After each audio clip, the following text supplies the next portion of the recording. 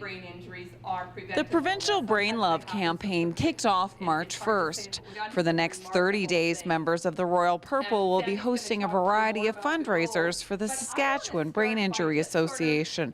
Their goal is to raise $25,000. A golf tournament in northern Saskatchewan. We're looking at a major supper in Kindersley. Just increase the awareness and increase the fundraising. This year marks the 5th year in a row Royal Purple has supported the cause. After witnessing personal tragedy from brain injuries in their own families, Elaine Perkins and Sandy Lougheed decided more needed to be done.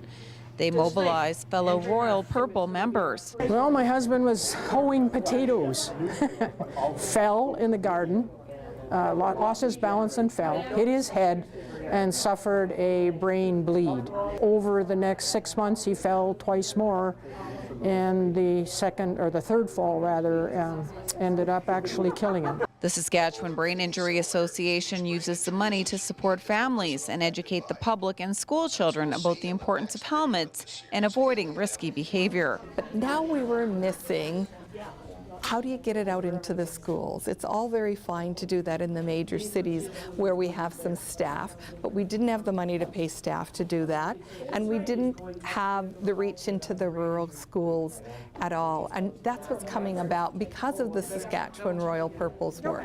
Sponsors like the Rough Riders have helped with the helmet campaign, and bootlegger stores are selling Brain Love stickers. As a member of the public, you can go to a bootlegger store, you could support whatever events happening in the community.